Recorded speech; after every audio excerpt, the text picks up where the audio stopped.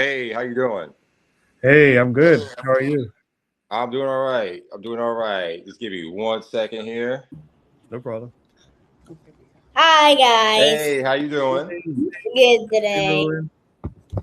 Good to see y'all this morning. Happy Saturday. Happy almost ABFF. Yes. Guess what?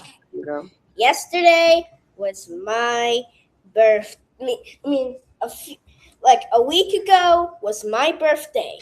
Oh, nice. How Happy old did you belated. turn? My ninth birthday was like a week ago. Oh, okay. Well, happy belated birthday. Well, good Happy to have belated. y'all here. We're gonna get right on into it here, and my partner will join us in just a few moments here. But thank you all again for being here. So, I wanted to just ask: have any of y'all been to ABFF before? No. Yeah, No. yeah. Haven't. Okay. Yeah. It'll be the first time. Looking Oh, forward.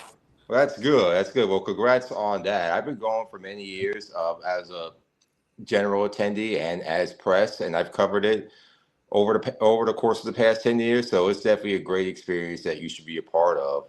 Have you all looked at or entered into or submitted to other film festivals as well?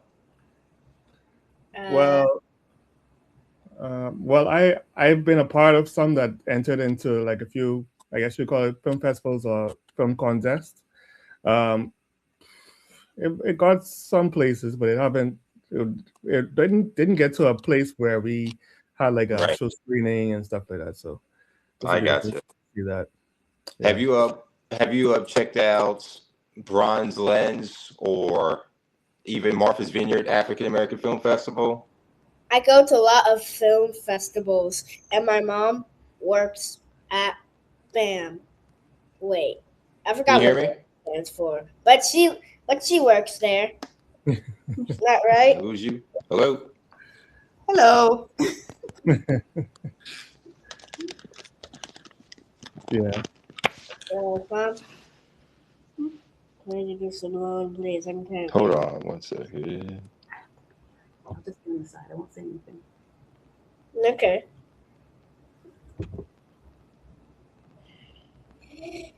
Can you hear me now? I can hear you. I can hear you as well. Hold on 1 second.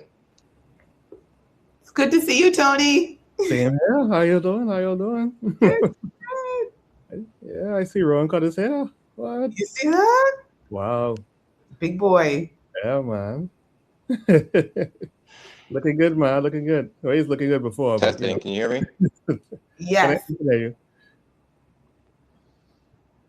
This was my first ever time being in an interview or a Can you meeting. hear me? He can't hear you, but you can tell him again when he comes back.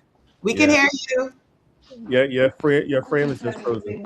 What happened? Aaron Probably took a you. shower. I don't know what happened. What? You mean he took a shower? Aaron didn't take no shower.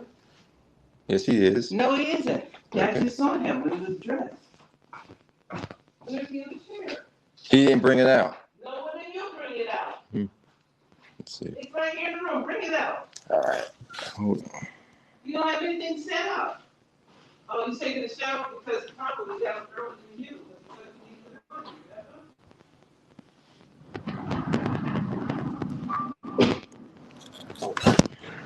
Tony, how's he look framed? Yeah, you look good. I You have to take care of yourself. the topics are just a little cut off, but other than that, he's good. Sit back, please, Rowan. Sit back. Yeah. Right there? That's it? Yeah, that's good. You're just holding the phone like you're a kid.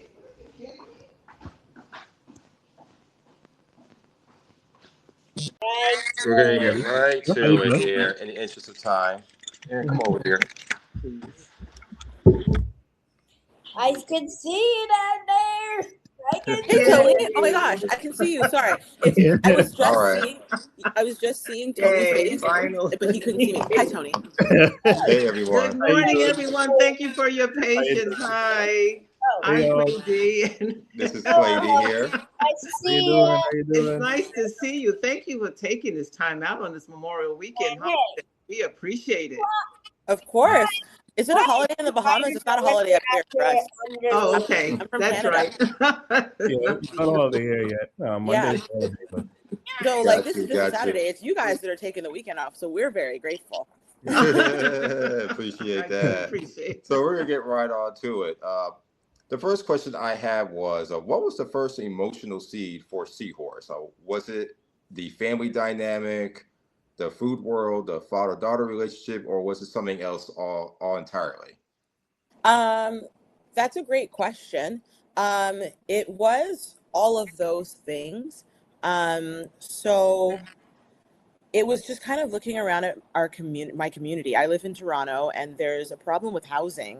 And so people think about Canada being like, oh, Canada, like we're gonna come to Canada and like things we're gonna be on easy street. And like obviously, the economy in Canada is stronger than a lot of places. However, people still struggle, especially if you come from another place. Um, and so, unbeknownst to many, Toronto has a lot of immigrants that come from the Caribbean. So like my mom is from Jamaica and my dad is from the Bahamas. And so it just came from looking around my community, knowing that like people that look like me, people that didn't look like me, people that are just like me are just like living in struggle and poverty. And then also thinking about food and housing, which are things that all of us need to survive, and how maybe when you come from somewhere else, access to those things, if you don't have community, how that impacts your ability to do well in the world. And so it came from all of those things, working at a restaurant where people would go to the restaurant to be seen, but then like leaving my restaurant job and passing somebody on the side of the road that's just like asking for $1 to go buy like a bagel or something. And so it was all kind of the synthesis of that. And then family, I was lucky enough to find community in the Bahamas with Rowan, Rowena, and Tony. But we really wanted to go and like actually find community in the place that we wanted to shoot. And I think it's about putting people first as opposed to commerce, that kind of thing. And so that was also in the background of my mind, where it's like the struggle between like making sure you can find community and find people, but also like we all live in this workaday world and we have jobs and we have to like earn money. Sigh. Can we all just have boats and yachts? Actually, Tony might have a boat. I don't know. Right. I know For some sure. people, but not me. So the film seems to deal with estrangement, instability, and all the other topics like homelessness, food, and healing. Why were those themes important to explore together? If you can expound upon that a little better. Why were they important for me to say that again? Sorry. Yeah. So my question was that the film seems to deal with stability and estrangements. Why were those themes important to exploring together, including the other topic you just mentioned about Oh, thank you. Why struggling? were they important to explore together? Because I think they're all linked. Yeah. You know, I think that food is communal. We eat Oh, together, sure. right? That's how we bond.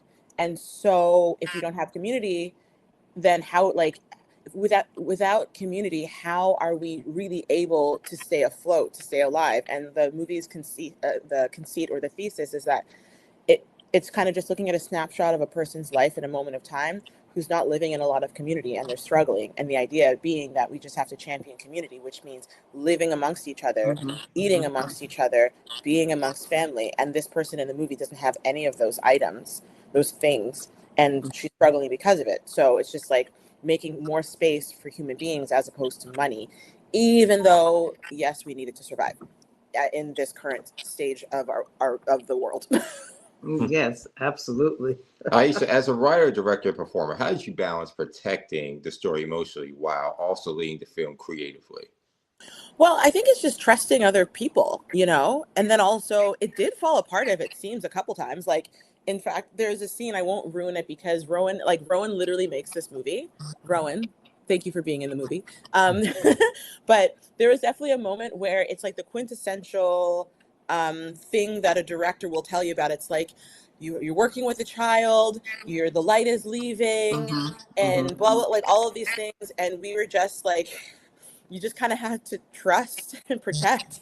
And so basically there's one scene where Nola, like that I shot with Tony, and we only had one. We didn't have time to like dry my costume or whatever. And then I looked at Tony and I was like, ready? And then Tony was like, okay.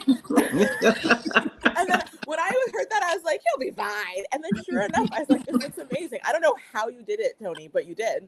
And so how to protect, I think, is trust, in the sense that again, which is again going back to this idea of community, where like there are specific like technical things that when I was working to make sure that like I was able to do all of the jobs, but it did fall apart a couple times because I'm only a human being, mainly when the light was leaving and we only had like X amount of time to shoot a scene and we were behind. But community, trust, like we really like I found or got access to Tony's contact via community, via a wonderful photographer named Melissa Alcina, who I had met through another friend.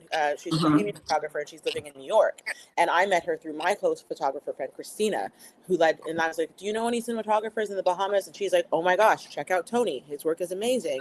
And so I immediately trusted him because Melissa's work is amazing. And I go to look at Tony's website and his work is amazing. And then I was like, Tony, do you know any child actors? And he's like, well, actually, you should get in touch with Rowena. Like it's an ecosystem, and things really do work out when you trust and believe in people. And if you give them the space to kind of do their best and trust in them and like see their light, I think good things happen. And I think it's only because like I had really skilled people around me who were willing to work with me. And I think the main thing is just trying to be as nice as possible and genuine as possible.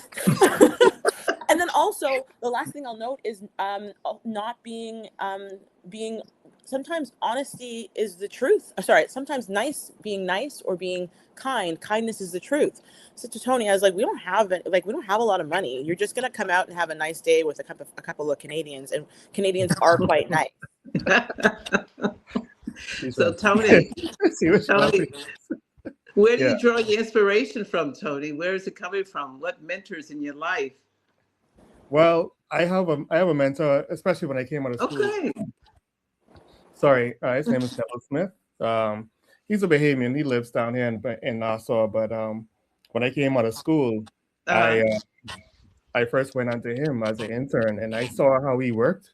I saw the projects that he was on. He was on like some. He did a lot of news stuff for like news stations in the States, but he also did a lot of documentaries. He did a lot of.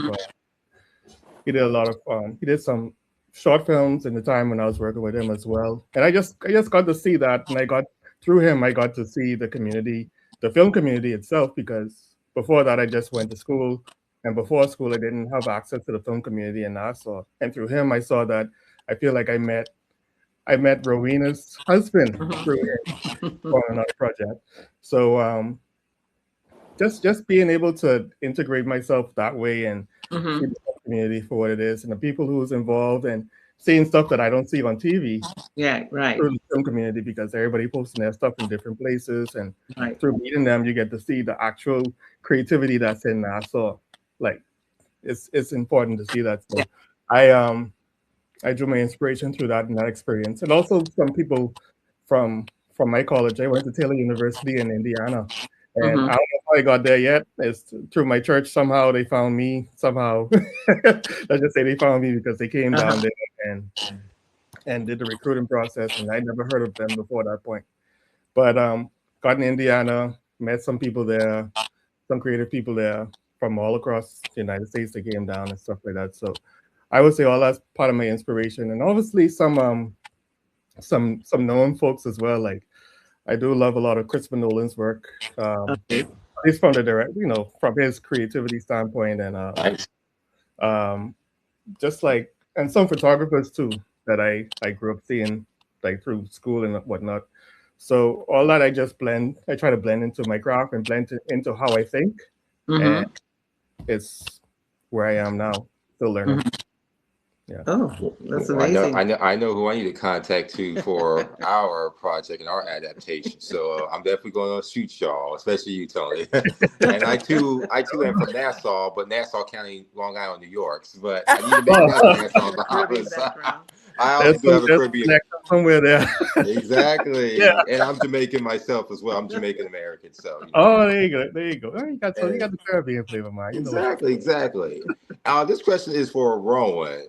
Rowan, when did you realize you wanted to become an actor? Did you just one day just wake up and say, "Hey, I want to be an actor," or were you kind of drawn to it? Or what pushed you to? You know the line I said. You did. I want to be a star. You want to be a Okay, star? now. Okay. And also, people always ask me, how are you so good at acting? Well, here's my secret. Don't overthink Okay. it. Oh, that's good. That's good. I like that. Well, you can't get more clear than that. I That's for know. sure. That's for sure. So you felt it was a calling. Did you feel it was a calling on your life? Hmm? Did you feel it was a calling? There was a calling that I needed to be an actor. Okay. Bunnies.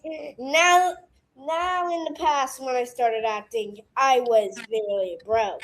But now I'm rich. Okay. Love to see Yay. it. I'm the richest one in my family right now. I'm the richest one. And the shocking part, I am also the youngest. Okay. Yes. So you're an love this example for for a lot you. of young people out We there. love young wealth. I would also maybe add that, like, maybe This is for the director. yes. How come you wanted to be a director? Okay, And that was You my take- next question. you take- Okay, yeah, you taking take our it job. Well, I ain't worried about AI. I'm worried about Rowan now. why? I didn't know that I wanted to do this, to be honest. I was on track to be a doctor wow. when I was finishing school. I always just did very well in school. I was just one of those kids. what? I was, Being doctors are very hard. yeah, and so Really? I was gonna, and then basically, I think it was kind of a gift. It sounds bad, but my parents were like kind of splitting up, and they didn't really have the time to really pay attention to what I was up to. And I was doing a lot of theater, and then I got into theater school, and then I was like, "Mom, I'm going to go to theater school," and she was like, "As long as you go to school, dear." So I it just became an accident. Really, To answer your really. question, Rowan, I was going to be a doctor, and then I always loved creating, and I was always very artsy, like you. And then I just decided to go to school for it. But from there, I'd also say, like, when I had first met Rowan and his lovely mother, Rowena, who also might have a little bit to do with Rowan being an actor. I don't know. You can talk about it with your mom, Rowan. Thanks, But Mom. Rowan had showed me this movie he made, wrote, directed, and starred in. He made like a little documentary, and he had cut it together. I think you guys edited it too. And I'm sitting on, I think, that couch a couple of years ago, November of 2024. I'm sitting on this couch being like, wow. And so I found it a lot later, but I think basically why Rowan made his movie, why I'm called to do it, is just like the same thing. Like, you have to, there's something inside you that's just like, this is what you must do. It's maybe purpose, if that makes sense. For Rowan, he's just a star, but for me, I think it's purpose. Guess what? I was mostly doing it. I mostly wanted to do it with my dad because with Mom, when it comes to me making movies, she's kind of nuts. Okay, we can't be, you gotta be nice to your mama. We can't be calling mama crazy. Okay. She's nuts about you, maybe. No, I'm really serious. Oh, pish posh. Rowena, we see you. Don't worry. Rowena's on the side being like, oh my goodness, my child. Understood. We understand. I have to say, Rowan, you definitely have made history in the fact that you are the youngest person we've ever interviewed on any of our platforms, past, present, and future. So congrats to you on that. Yes, and we just appreciate you, Rowan. And you're an inspiration Okay. for a lot of young people out there that have the same calling you have. Guess what? What? I have something to tell you. When it comes to paper, I am a genius when it comes to paper. So Lady and Queen D and Tony Williams and Asha Elivia, aka the writer, director, and actor, I all have a question for you that has something to do with paper. Okay. That might prove I'm the smartest one here with paper. Okay, let's get it. Let's get it. So what if you? Okay, so if you want to say yes, raise your. hand. But if you want to say no, don't do anything. Okay. You know how to make a paper airplane. Come on. A paper airplane? Paper I airplane. I'm sure I could make a paper airplane. I can make a paper airplane. I used to love making them when I was a young kid. You can make a paper shuriken. A paper what? A paper What's, shuriken. What's a what's shuriken? that? A paper ninja star. A paper ninja Oh. star. Oh, like No. the ones you No. throw. No, I No. can't. So I they can't don't- make that. You know how to make a paper Glock and a paper gun that can shoot? I No, can't. you I gotta got ask to your cheat mom on what that you're up too. to, my friend. Do you know how to make a paper whistle? No. No. You know how to make a paper fidget spinner? I'm Well, stuck okay. just with the paper airplane. Yeah, me I too. think Yeah. that's Finally, do you know how to make a paper rocket? a paper No. rocket. Okay. No, but I do think that when it comes to all of this paper, it sounds like you're doing a lot of origami. Is that the No. word? Yeah. I know how to make all of those stuff. Okay, well, I have a question for you too. Where does paper come from? Oh yes, that's a great Trees. question. Trees. They come from trees. Okay. Oh, Okay, okay. that was You a definitely good are a one. Okay, genius. okay, Queen D, that was pretty good. And also, I One just wanted second. yes, he's getting some coaching from mom, I'm sure. That's good. Yep, I am getting coaching from mom. Okay. Hi, Mom. Hi, Rowena. Hello. Great.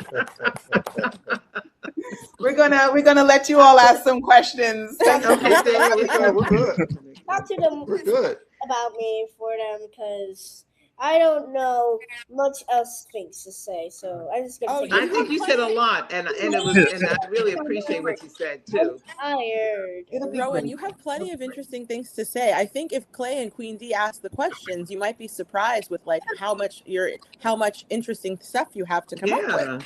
Yeah. So if you want to throw to Clay and Queen D, maybe they can ask a question and then maybe we can all figure out an answer together. Yeah. How about that? That sounds good. Yeah. Okay, great. All right. Okay, let's do it. Do you have another question? I Sure, do. Yeah. plenty. So, what did the title Seahorse mean to you when y'all I first have a chose it? riddle. Oh, wait. That was a question. It's all good. What was the title Seahorse? What What did it represent? what drew inspiration? Yeah. Inspiration. So Seahorse represents seahorse. well, to explain a little bit more, did you know that it's the daddy seahorse that actually carries the baby?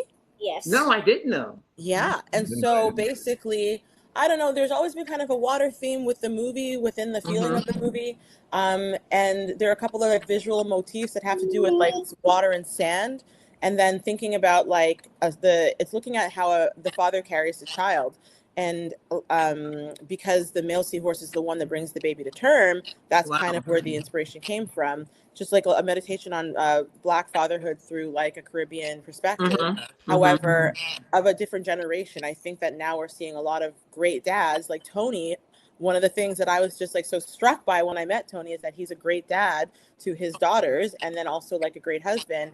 Awesome. And I think we're around the same age. So it's like positive representation of male masculinity, of male fatherhood exists in our day and age now. But maybe for like my dad and with people before him, they didn't really have that. And so it's just looking No, at they how didn't. the father carry the child. Yeah. Yeah, I understand what you're saying about that because my dad would not even change a diaper. So he's old school totally. But it's nice to see today's representation of a lot of dads out there. So we appreciate that a lot. And the young people today have a better chance.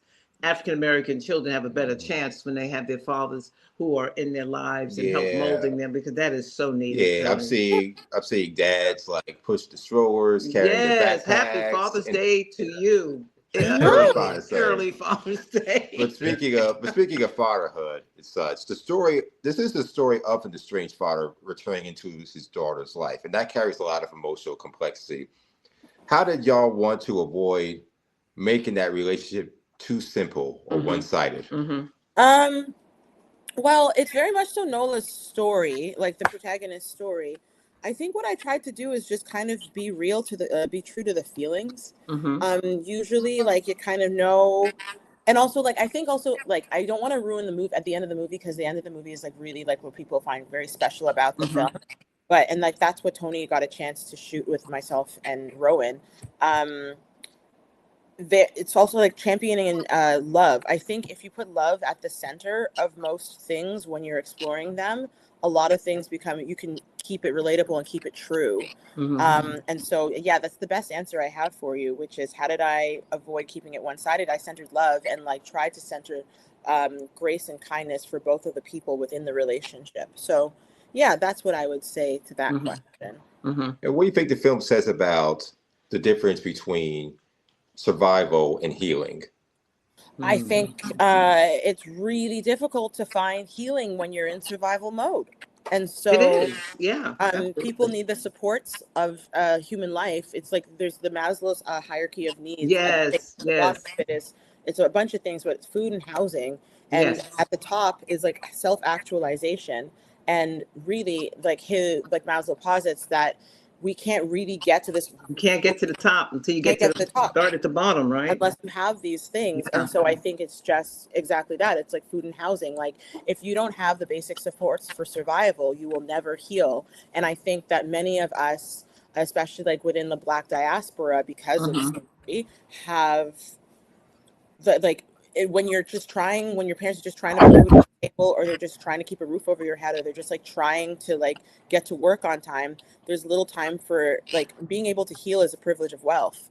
Being able to reflect is a privilege of wealth. And so it's just like looking at that conversation, I think really of just like, if you don't have the basic supports of food and housing, healing is, I don't want to say healing is impossible, but it's just that much harder. And so by the end of the movie, by the time that Nola is able to find housing and food in a way, she is able to kind of take that next step, but she's not able to in the story, the next step that leads us to the ending. And she's not able to in the story unless she has what she needs. And the best way to get those supports, I think, if you don't have access to capital, is leaning into community. And so, yeah. But speaking on community, I think you perfectly express how community plays a role in this film. And I think you also did a good job of explaining how healing does happen privately. And do you think that healing requires other people witnessing you differently in a more vulnerable state or a more transparent state? If that makes sense to you? Right. Can you please pose the question one more time? I just want to make sure I have a good answer for you. Right. And talking about the role that community plays in the film. Yeah. I basically was going to ask, does healing happen privately, or does it require other people witnessing you differently? What does that mean? I think it's more transparently, vulnerably. I think it's kind of both. And I think, well, I think once upon a time people look at the idea of crying as weakness, and like I think culturally our conversation has come around to being like, if you cry, if you show your feelings, it's not weakness, it's great strength to be able to show yourself in that position. And I think it's a little bit of both. Like obviously we all just have to go to bed with ourselves at the end of the night, and like parse our thoughts apart in here. But community can be healing by virtue of shared lived experience, where every time I screen this movie, people come out of the woodwork and send me messages on Instagram or come up to me after, and they're like, wow, I had a similar conversation with my close friend, or I have the exact same thing, blah, blah, blah, blah, blah. And sometimes just knowing you're not alone and within a community of experience, that can also facilitate healing. So I think it's column A and column B. I appreciate that. And the film does touch well on homelessness and instability. Could you just perform a little deeper dive on your approach to these themes with care and humanity? I think that my aim was never to humanize, like to go into looking at people who are living unhoused and like be like, these are real people too. That was never my goal. My goal was to look at a person's lived experience, a snapshot of a person's life. And so it's 3 days in a person's life. And this person also happens to have a father who is unhoused. And so I think by virtue of us, it's twofold. It's a lot of people do have experience with housing precarity, but they don't have experience with living unhoused and like not like living on the street, right? And so for me, I was like, my hope with this film is to kind of change hearts and minds and change how we think about the systems that people need to support themselves, like social systems, like healthcare even. Yes. In order to change the viewer's mind or stance on that, it's like, okay, let's just work it with this protagonist who intersects with many things, because that's many of us. You may have a father who's living in housing precarity, but you also definitely have seen a person living unhoused on the street. And so my hope was to just kind of depict the truth of a person's lived experience without trying to be like, this is how the homeless live. Like, that was not the goal. The goal is just to note we all need access to these things. And there's varying degrees of like what can happen to a person. A lot of us have way more in common with a person that's living on the street as opposed to a billionaire. And if it's a missed paycheck, if it's a bumped head at work, if it's a sprained ankle, it can go very, very, very quickly. You can go from being a person that like lives and has a nice life to being living unhoused. And so it was just looking at the spectrum of experience and trying to find common ground so that we can hopefully look to the idea of community, like living in community, and what does that mean, as opposed to like money, money, money. Because when someone is operating in the interest of money, I think that's when things usually fall to the fray when it comes to care of the average person. So yeah, that's I guess that's my answer. Hopefully it's not too word salad. That's okay. Now I have wanted to ask you, how do you feel the education system can help with students and even the parents, with all of these different things that we have to deal with, with finances, the economic system, healthcare? Is there anything the education system can do that you feel?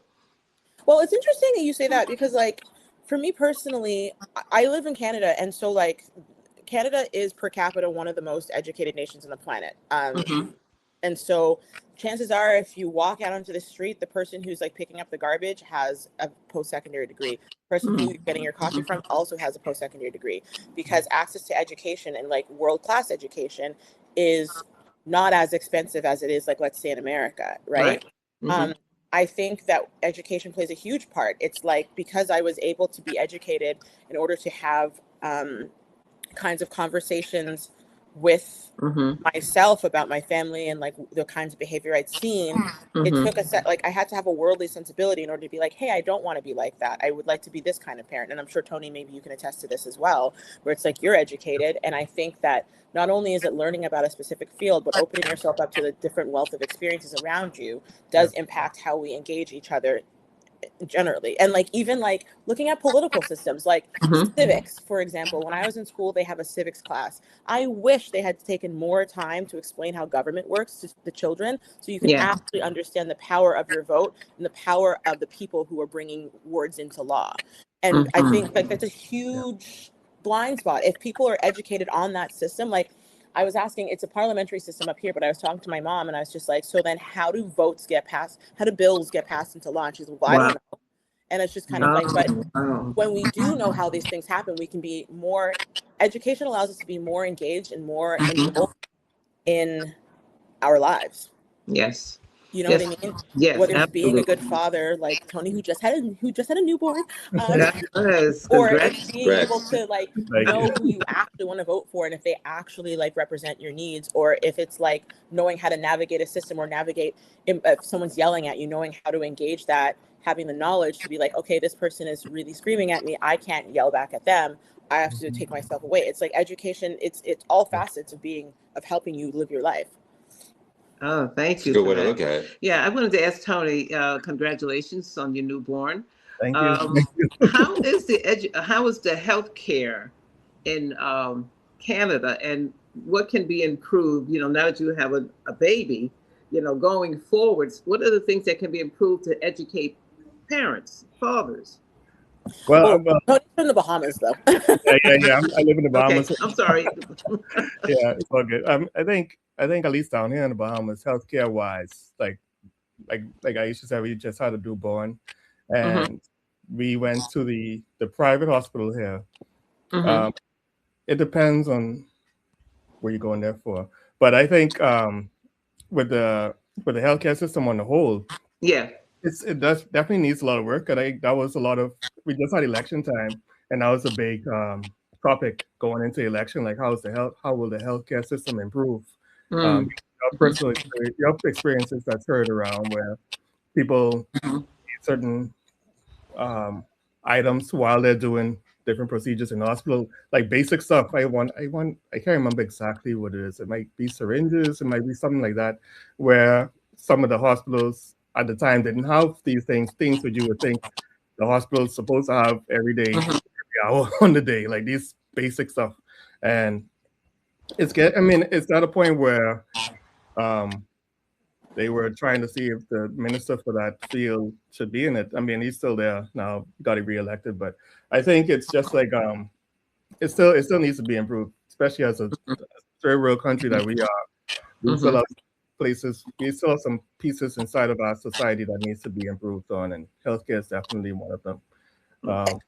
And I think that's also access to wealth in a way. Like Yeah. Bahamas, it's like people go to the vacation in the Bahamas like with world class, Yeah. There should be a world lot of class. money there, right? You know what I mean? Like, and then like I think I was talking to somebody. Yeah, they go down to like people in the Bahamas, or people go down to the Bahamas to have access to world class resorts, and then Yes. also maybe don't see as much of the wealth as they should.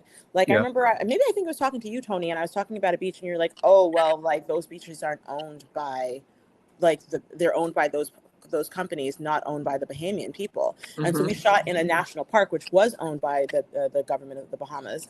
But it's like things like that, where it's like allocation of resources, where it's like this country is making, people are coming, and obviously the wrong people are making all the money. And then it's like, who has to like really, who is really impacted? And it's like the person that needs an IV. You know what I mean? And so that's basically what the movies, it's like trying not to get into these big, long conversations, but it's like on the ground, what does this look like? It's like, if a person does not have access to the basic things that sustain them, then how are they really going to thrive in society? And also, like, when these big companies, when businesses prioritize capital over people, that's what happens. Like, you know what I mean? Like, people are left to their own devices and are left struggling if they don't have community. And so it's like, I think of column B, where it's like just reinvesting in humanity, because we are the most valuable resource on this planet, I think, personally. Yes, yes. My next question is about mental health and how it affects in the community and what can be done, because this is something we all need to be educated on, because because even if you don't have mental health, you can end up with a problem with depression and all the things that go after that, with suicide and all the things that just because of economics. Well, and I also, this is the thing, it's interesting because like within the Black community, sometimes we don't have the space to talk about how we're doing. And then I also think it is a maybe gendered experience, and maybe like Tony can speak to that a little bit. But like from where I am living in Canada, I think it's increasingly more difficult to make your way through the workaday world. And so things that usually maybe wouldn't bother a person if they were like fed and were able to make rent and like be able to like go on a walk on a Saturday afternoon, if you had the access to those things, then maybe like life wouldn't be so hard. But instead, people are working a job and then a side hustle, you know what I mean? Which is just the second job. And instead of being able to enjoy their life or like, see their friends, that kind of thing, they're like stuck in this grind of making money. And that does it does something to you in here, because being able to go outside, being able to be with your people, be with your family, being able to just have a nap, those are things that like support your mental health. Yes. When we think about mental health, we think about therapists being like, and tell me what your father did to you. And it's not that. It doesn't have to. I think that Rowan had said, keep it simple. It's not that. Mental health is being able to take a bath or take a shower or brush your teeth. Being able to have those things, to be able to know that you can do those things without rushing out the door to do them. Like that's it, at brass tacks. But then again, like I also know the experience of like mental health, that kind of stuff is different for men. So if Tony, if you have any thoughts, feel free. I think at least for the mental health side of things, I think it definitely can take a toll as somebody who's a young dad who has 2 children now, we try and right now I'm the sole provider of the family, and it could take a toll if, but trust me, I thank God every day for everything, right? Thank God for everything. But definitely takes a toll. It could take a toll on somebody who doesn't have a village, really and truly. I think a village is super important, especially with our little family here. With we rely a lot on just like grandparents, my sister-in-laws, my sister, like just family who's close by because, like say, my wife's family is like 5 minutes away from where we live. My Mhm. my mother and my dad lives like 20 minutes away from where we live, so they're extremely close, and we have that privilege here in That's good. Nassau. But for those who don't have that type of proximity to a Yeah. village like that, especially Mhm. dealing with like with my family and whatnot, even if it comes down to it, like to the financial side of things, like it's like just having a village is so important. And I think those who don't have that, like I Mhm. could see the mental illness could come in and be very prevalent in their lives, and you don't have that way of getting it out. You don't have that way to vent. You don't have the way to Mhm. leave your Yeah. stress. You know what I mean? So that could be, especially as a man Yeah. who's where traditional roles is you have to provide, Mhm. not just financially, you have to provide um, comfort for the mind too, to let people know Mhm. that okay, everything's safe. Everything's safe with me. You good. You know what I mean? Like it's stuff like that where um, I could see a black man too. I can see the average black man like just Mhm. crashing and just right Yes. inside, even though they don't show it outside. They do actions and lash out when you know it gets tough. So I think mental illness is a big part, could play a big role in Mhm. Mhm. especially Yeah, black life. especially that's Thank you you. said it so nicely. It's like not having a village, I think, is the main Yeah, thing. Yeah. Mhm. And so agreed. I just like just trying to find your village and Mhm. making sure that like, and again, it's just like people over everything because people are all we have, and like Yeah. Yeah, we all of what we do is in a way to keep human life going. And so it's like if everything we're trying to do is keeping life a human life going, why do we ignore certain things that'll like really help it prosper, like being Yes. able to like and again, that's the other thing, like Tony said it's like being able to just like hang out with a pal or hang out with your sister or whatever, like Yeah.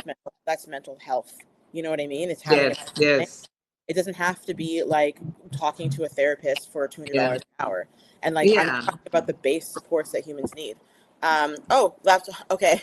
Tony's laptop is dying, he's getting a starter, but yeah. Do you have any other questions for Rowan? I was Yeah, gonna I say, did. I was just thinking of okay, him. wonderful. I wanted to ask Rowan a question. all right, come Rowan, here. if you was in a classroom or you was on stage and you're the star and you have the mic and there's other kids your age, what would you say to them who want to be an actor?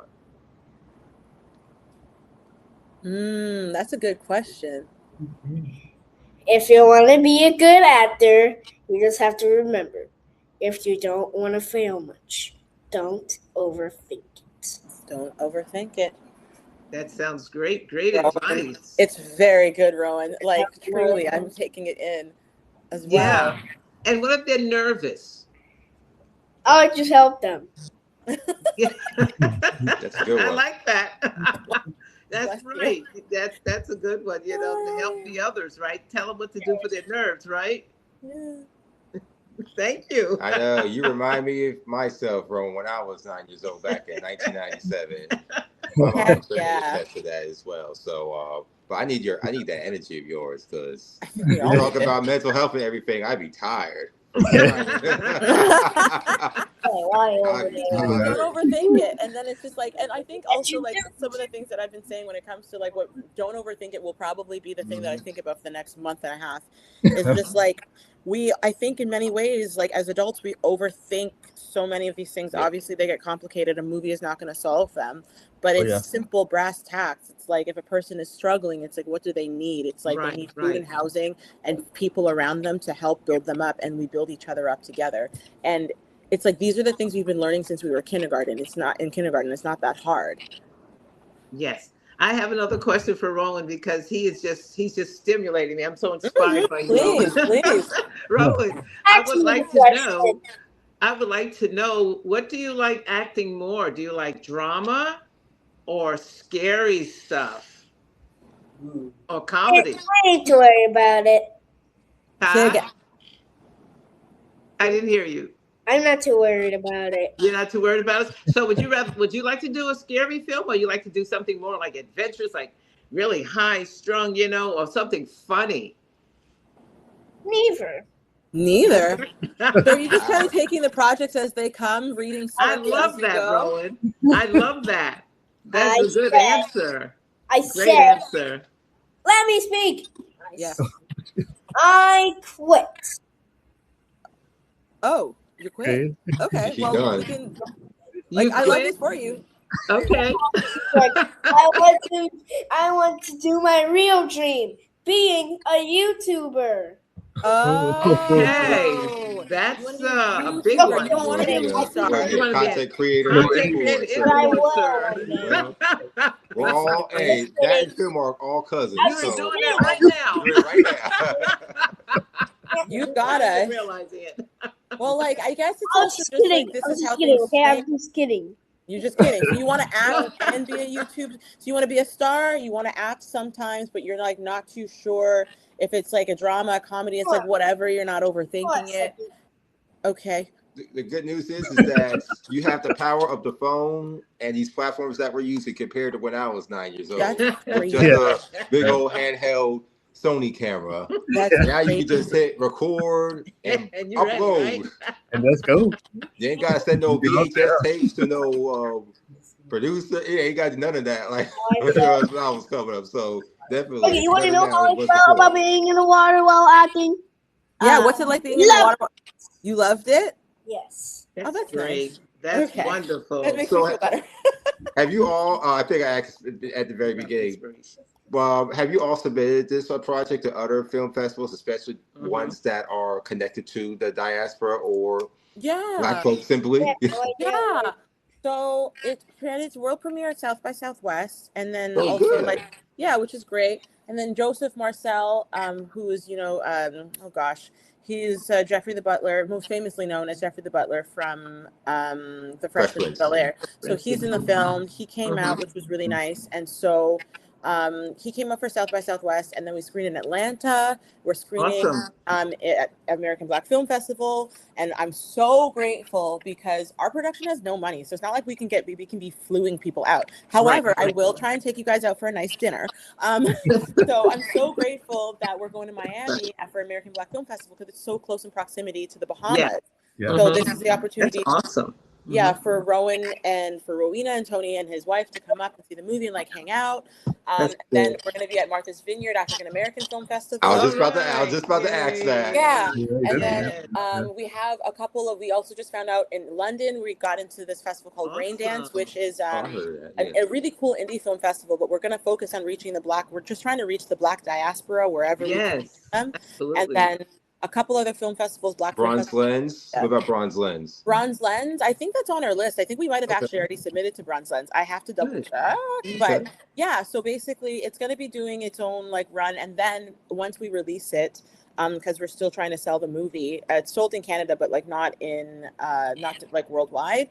Well, again, it'll be focusing on reaching Black people where we can, where we find them, which means like multi-city kind of, and I'll travel with the film. We'll take it to the Bahamas, like that kind of thing, to just try and find as many people who might resonate with it as possible. Because it was a really special thing. Like even like having Rowan and Rowena, like their lineage in the Bahamas is also like so special. And like, I'm not sure if that has anything to do with why Rowan's an actor. I don't know. I'm just going to put it up to maybe your grandpa. I don't know. Winning an Academy Award. I don't know. But yeah, it's just like so special that I'm like, it's so hard to get anything made. Like we were so worried. Like, I don't know how to explain it. It's just like, we think about movies as these like big things with like Hollywood producers. And that's the thing. That is a thing. But we were so stressed when we were like, we had shot half the movie in Canada with our DP. And then we were like, what are we going to do? We couldn't fly anyone down. And then also we were just like, I don't want to fly anyone down. And we were like, we have to find somebody in the Bahamas. And like being able to find Tony, being able to find Rowan, like these are like the most special things about getting this movie. That is special. And so we're just going to try and get it out there as much as possible because so much work and effort went into like trying to find these special talents and these special people who were just there to support me. So I'm very grateful. Well, we appreciate you. That's Yeah. it. Yeah, Yes. that's it. That's all we have. Oh, you have? We definitely appreciate your time, sure and do. we plan to be down in Miami Yeah. this coming week, and we Yes. also will definitely be in Martha's Vineyard, Yes. African American Film Yeah, Festival. we go as every well. year. We go every year. I so. do have one question for you, though, Yeah. because you were talking about the challenges that you have to face. And I was thinking, what advice would you give to other people in your field in theater and that, because it's hard making films and writing them and directing them. And Or even to content all of creators that. and influencers. What advice would you give to them? Well, okay, the first thing, taking it from my pal Rowan, don't overthink it. I do sometimes hate when people say filmmaking is just a camera and a microphone, but that's actually what it is. And like that's why like Rowan was able to make a film, because he had a camera and a microphone and a computer, and so the advice is don't overthink it. Like sometimes you have when we're always trying to look up, if we're always looking up, we kind of miss what's at our level, what we have access to. And again, it's community, like leaning into community. People came out to work on this movie for peanuts because of like, hey, we'd like to work with you and have you play and showcase your talents, which I think was like maybe why Tony came on. I don't know. I appreciate you guys. Why did you say yes to us, Tony? That's crazy Canadians coming down. I don't know. I mean, just talking to you guys over, I think that was over Zoom that first time. I don't know. I think it was just, I just see how nice you guys are. It's a divine connection, right? It's a divine connection.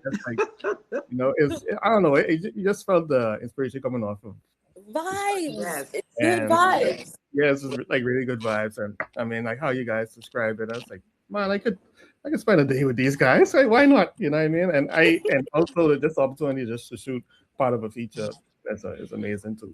You know what I mean? Especially a feature for me that's international. And you guys probably was local for you guys, but it was international for me. So I was like super excited to do it, and I just happy to be a part of it still. I mean, when was that? That was like 2 years ago. It was 2024. Yeah.